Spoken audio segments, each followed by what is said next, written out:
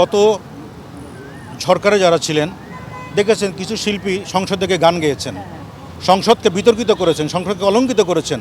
তারেক রহমান খুব বিচক্ষণ মানুষ, উনি সারা বিশ্বের সাথে তাল মিলিয়ে রাজনীতি করেন।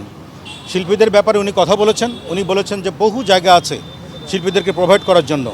শিল্পীদেরকে নির্বাচন করে এমপি হইতে হবে নট নেসেসারি, তারা তাদের কাজ করুক। এই এত বড় রাষ্ট্রকে সংস্কৃতিভাবে সমৃদ্ধ করতে গেলে অনেক কাজ, সেখানে শিল্পীদের অনেক কাজ রয়ে গেছে, সেগুলো তারা করবে।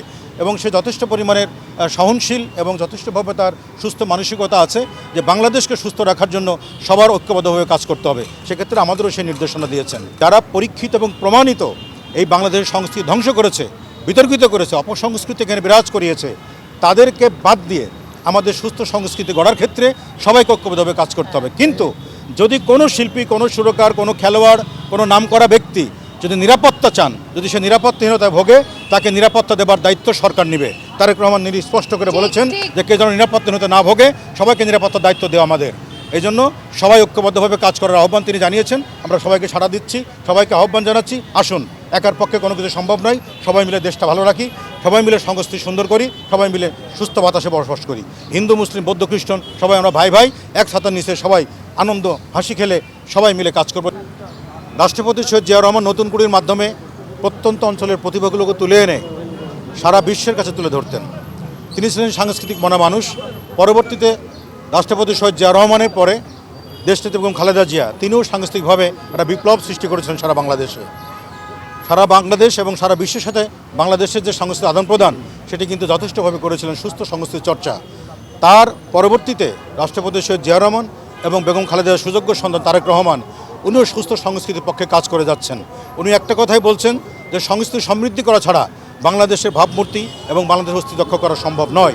বাংলাদেশের অস্তিত্ব রক্ষা করতে হলে, বিদেশের কাছে ভাবমূর্তি রক্ষা করতে হলে সংস্কৃতির কোনো বিকল্প নাই। সেই সংস্কৃতি রক্ষা করার জন্য আমাদেরকে সবসময় উপদেশ দিচ্ছেন, আমাদের কাজ করার জন্য তাগিদ দিচ্ছেন। আমরা সেভাবে কাজ করছি।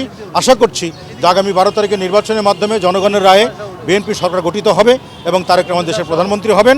সুস্থ সুন্দর বাংলাদেশ গড়ার ক্ষেত্রে আমরা সবাই মিলে কাজ করব। যেমন আপনারা বিভিন্ন সংবাদের মাধ্যমে, বিভিন্ন মিডিয়া কাজ করছেন, সারা বাংলাদেশের তথ্য তুলে ধরছেন, আপনাদের অবদান এখানে অনেকাংশে বেশি।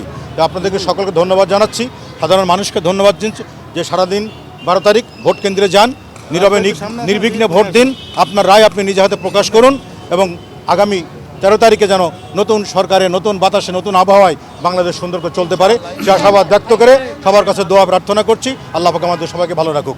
আমি নির্বাচন পরিচালনা কমিটির একজন সদস্য, সেই হিসাবে এবং সাংস্কৃতিক উপকমিটির প্রধান। আমাকে এই দল নির্বাচনকালীন সময় পর্যন্ত বানিয়েছেন।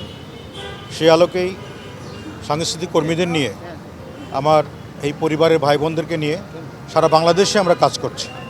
ইতিমধ্যেই বিভিন্ন ধরনের কন্টেন্ট আমরা তৈরি করেছি, গান, কবিতা, ছোট ছোট নাটিকা, বিভিন্নভাবেই মানুষকে উদ্বুদ্ধ করবার জন্য এবং ধানের শীষে ভোট দেওয়ার জন্য।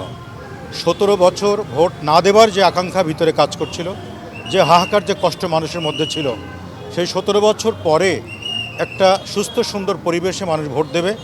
মানুষ ওত পেতে আছে কখন সেই 12 তারিখটি আসবে, কখন কেন্দ্রে গিয়ে নিজের গণতান্ত্রিক অধিকারটা নিজে হাতে করে ভোটটা দিতে পারবেন। এবং ভোট এই ভাতের অধিকারের দাবিতে কিন্তু তারেক রহমান বারবার বলছেন যে আসুন, বাংলাদেশকে সুস্থ সুন্দর সবুজ বাংলাদেশ গড়তে হলে সাধারণ মানুষের রায় ছাড়া কোনো বিকল্প পথ খোলা নাই।